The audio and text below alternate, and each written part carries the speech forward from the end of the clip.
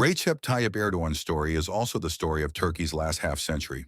A boy who grew up playing marbles in the narrow streets of Kasımpaşa somehow rose to become one of the most debated leaders in the world. He was born in 1954 in the Kasımpaşa district of Istanbul. His father was a strict and disciplined sailor. Among his neighborhood friends, everyone knew who Tayyip was. He had a passion for football and even played for Kasımpaşa's youth team. Some would later say, if he hadn't gone into politics, he could have been a professional football player. Perhaps it was fate that instead of chasing a ball, he would spend his life chasing politics. He attended an Imam Hatip religious high school, where his talent for public speaking stood out. It was said that when young Erdoğan spoke in class, even the teachers would stop and listen. His first steps into politics came when he encountered Necmettin Erbakan and the National Outlook movement. In 1994, Erdoğan was elected mayor of Istanbul. At that time, the city was drowning in garbage, traffic, and water shortages. During his term, he introduced infrastructure solutions that made him very popular. One quirky but memorable detail is that turnstiles in the metro system were first introduced under his watch. People joked, the mayor brought turnstiles, but he also brought water. But in 1997, he was sentenced to prison for reciting a poem at a rally in Sirte. This political ban might have ended a career, but instead it elevated his popularity. He was no longer just a politician. He was a leader who had been wronged. In 2001, Erdoğan co-founded the Justice and Development Party, AKP, with Abdullah Gül, Bülent Arınç, and Abdülatif Şener. A year later, they won the 2002 elections with a sweeping majority. The early years of his rule felt like spring. The European Union accession process was moving forward, the economy was growing, and reforms were praised worldwide. Foreign newspapers described Turkey as a country of silent revolution. Over time, things changed. The EU process stalled, and relations with the West soured.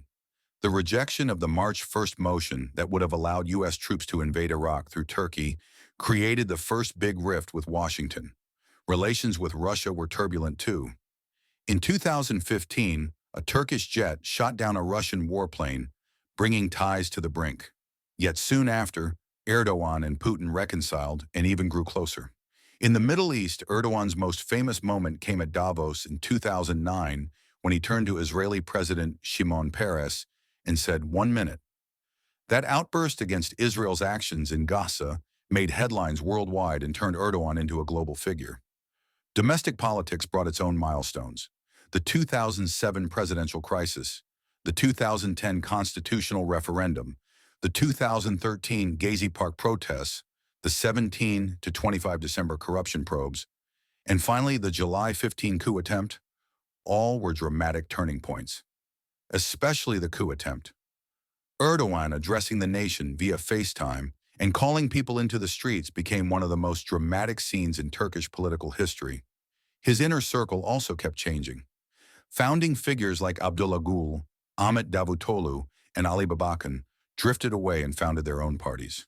Berat al-Bayrak's role in economic management was widely debated. Süleyman Soylu's tough security policies and Mehmet Şimşek's economic reforms reflected Erdoğan's shifting strategies. Those who worked with him often said that in cabinet meetings, he corrected even the smallest details, memorizing numbers and facts to assert control. One of the most controversial aspects of his rule was his relationship with religious orders and movements. In the 2000s, the AKP worked closely with the Gülen movement, but the alliance collapsed after 2013. Following the failed coup attempt of July 15, 2016, the Gülen network was declared Turkey's greatest enemy. At the same time, ties with other religious groups like Menzil and Ismaila drew criticism, with opposition parties accusing Erdoğan of undermining meritocracy in state institutions. Beyond politics, Erdoğan also revealed his personal side. He was known to enjoy spending time with his grandchildren, and he often surprised crowds by reciting poetry, sometimes at rallies, sometimes during international visits. This rare mix of political sharpness and poetic flair gave him a unique place in global politics. Today, Erdoğan's supporters see him as the voice of the oppressed, the reis, while critics view him as an authoritarian leader. In the global press, he is described either as an anti-Western populist or as an architect of regional power. Winning the 2023 elections showed once again how strong a figure he remains in Turkish politics. And so the question lingers, what will Turkey look like after Erdoğan?